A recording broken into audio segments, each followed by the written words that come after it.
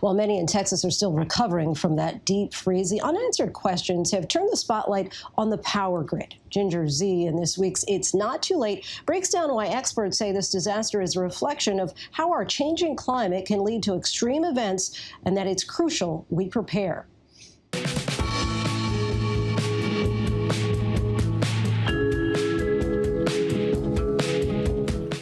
Hi, I'm Ginger Zee, and it's not too late.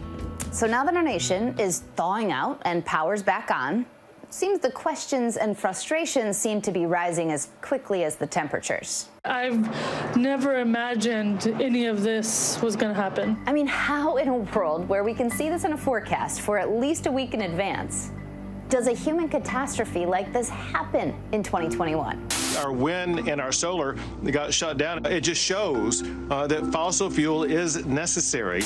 Oh no, the wind turbines did it? Really? Well, it turns out the turbines did freeze in Texas, but they only represent 20% of the Texas grid.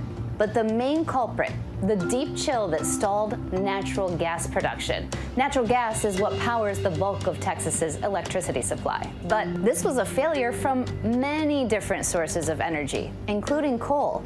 We had snow covering solar panels. We had ice on wind turbines.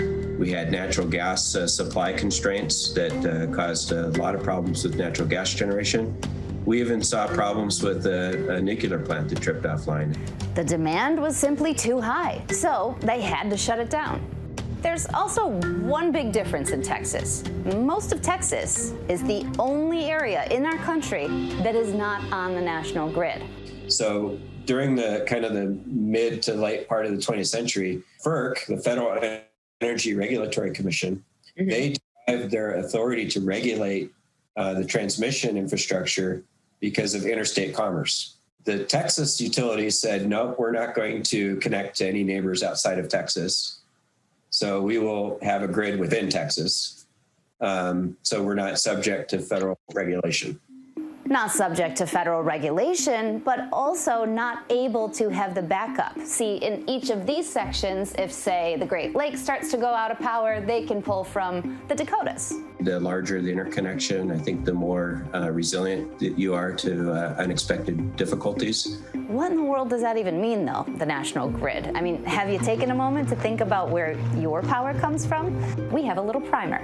So the grid is the system that carries electricity from the source, and there could be many, to your home. But that route is not always a direct one, and not everybody is on the same grid.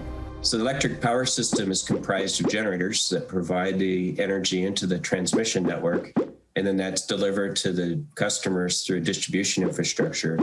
And it all has to work together. It works at the speed of light, where the supply needs to be matched exactly with the demand at all times. ERCOT is similar to an air traffic controller. It doesn't own the airplanes or the runways, but it steps back and makes sure everything is flowing properly and efficiently. When a lot of the utilities were going offline last week, ERCOT saw that they were just moments, and we're talking 4 minutes from epic shutdown. So they had no choice but to initiate rolling blackouts. Other states had rolling blackouts too last week, but theirs lasted minutes. In Texas, it was days. Jesse Jenkins says that the biggest failure, Texas didn't have an adequate plan to keep the power on in the event of a winter storm of this magnitude. The calculus in Texas was that this was something, not that they didn't have to plan for, and what ended up happening is it was outside of the kind of even the extreme scenarios. ERCOT CEO Bill Magnus told ABC News Live that they had to protect the grid from damage, and he acknowledged that the state's infrastructure just isn't set up for this type of cold weather. But he said that ERCOT doesn't have the authority to change that. We're not the policymaker, and we're not the regulator. So if there are ideas after we review this event, as everyone does, regulators, industry, ERCOT, everyone else, that there need to be changes in that arena, absolutely. Now, this event was historic. Dallas dipped to 2 below zero. That's their second coldest on record. Only ever been colder more than a century ago. But this isn't the first time that Texas has been that cold. It actually has happened a couple of times in recent history, both in December of 1989 and in February of 2011. The big freeze of 2011 caused major headaches. We're talking about broken pipes, frozen pipes, rolling blackouts. something we never want to experience again. Back in early February of 2011, they dropped into the single digits in El Paso. You know, we're usually summer peaking utility. It's not so common, perhaps, that we have so much of these cold fronts, but perhaps that is changing. And so 10 years ago, when we learned the lesson here in the Sun City, we wanted to make sure that we were just as prepared. And I don't know if you remember that map, but El Paso was one of the areas in Texas not managed by ERCOT, but rather they are on the national grid. I think a lot of the conversations happened a decade ago when we had our experience. And I think as a community, we made that determination that those investments were going to pay off, and they proved that they did. Granted, El Paso only dropped to 14 degrees last week, but they only had 3,000 customers without power. A third of those only lost it for 5 minutes. Here's the real kicker. That 2011 storm that got El Paso all motivated to invest in winter protection was the same storm that prompted the federal government to warn all of Texas that they were not prepared for extreme winter weather. They told them the extreme winter weather is inevitable. It was the same report that said that they had warned them the last time it happened in December of 1989. So will it change after this one? Jenkins says it would be well worth their time and money to prepare, because infrastructure, and we're talking all of it, beyond Texas, from California to Puerto Rico, needs to be what he calls future-proofed from extremes.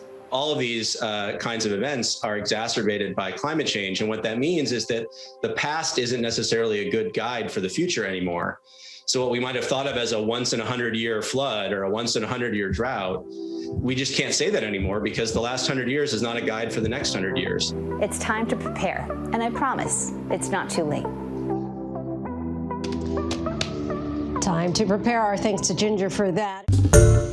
Hi, everyone. George Stephanopoulos here. Thanks for checking out the ABC News YouTube channel. If you'd like to get more videos, show highlights, and watch live event coverage, click on the right over here to subscribe to our channel. And don't forget to download the ABC News app for breaking news alerts. Thanks for watching.